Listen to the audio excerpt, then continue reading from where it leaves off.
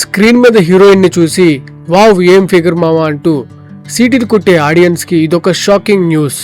ఆ కనిపించే అందం, ఆ పర్ఫెక్ట్ షేప్స్, ఆ గ్లోయింగ్ స్కిన్ ఇవన్నీ ఫేక్ అంటే మీరు నమ్ముతారా?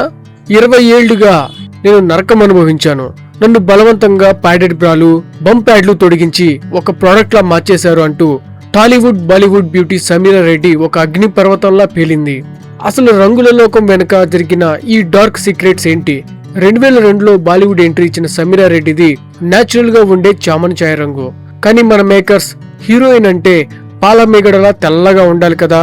అందుకే ఆమె ముఖానికి మేకప్ ఆర్టిస్టులు ఓవర్ గా ఫౌండేషన్ వేసి అది బూడిద రంగులో కనిపించేసరికి శరీరానికి ఏకంగా వైట్ పెయింట్ వేసేశారు.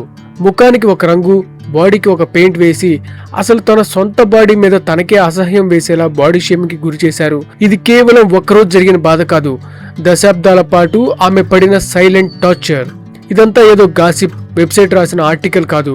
స్వయంగా సమీరా రెడ్డి రీసెంట్ గా ఒక మీడియా ఇంటర్వ్యూలో ఎమోషనల్ అవుతూ ధైర్యంగా బయటపెట్టిన పచ్చి నిజాలు.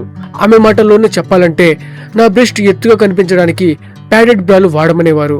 అక్కడితో ఆగకుండా నీ బమ్ ఫ్లాట్ గా ఉందంటూ బంప్ ప్యాడ్స్ కూడా పెట్టించారు.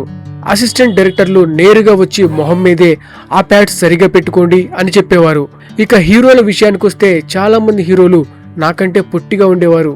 వాళ్ళ ఎత్తు కనిపించకుండా నేను హీరో పక్కన ఎప్పుడూ వంగి నడవాల్సి వచ్చేది. సరిగ్గా ఈ కామెంట్ దగ్గరే టాలీవుడ్ సోషల్ మీడియా షేక్ అవుతుంది. మెగాస్టార్ తో జై చిరంజీవ, ఎన్టీఆర్ తో నరసింహుడు, అశోక్ సినిమాల్లో సమీరా నటించింది. అప్పట్లో ఎన్టీఆర్ కంటే సమీరా చాలా పొడుగ్గా కనిపించేది. దాంతో సమీరా చెప్పిన ఈ పొట్టి హీరో జూనియర్ ఎన్టీఆర్ అని నెటిజన్లు సోషల్ మీడియాలో భారీ స్థాయిలో ట్రోల్స్ చేస్తున్నారు. దానికి సమీరా ఇచ్చిన కౌంటర్ ఏంటో తెలుసా? హీరో పొట్టిగా ఉంటే అది అతని సమస్య, నా తప్పు కాదు, నేనెందుకు వంగాలి? 40 ఏళ్లు వచ్చాక నాకు ఈ జ్ఞానోదయమైంది. ఇప్పుడు తన తెల్ల జుట్టును, ముడతలను గర్వంగా చూపిస్తూ బాడీ పాజిటివిటీ ఐకాన్ గా మారింది. మరి 40 ఏళ్లు వచ్చాక నన్ను నేను ప్రేమిస్తున్నానని చెప్పిన సమీరా రెడ్డి యాటిట్యూడ్ గురించి, అలాగే హీరోల కోసం హీరోయిన్స్ వంగి నడవాలనే ఈ పాత రూల్స్ పై మీ ఒపీనియన్ ఏంటి? కింద కామెంట్స్ బాక్స్ లో ఖచ్చితంగా తెలియచేయండి.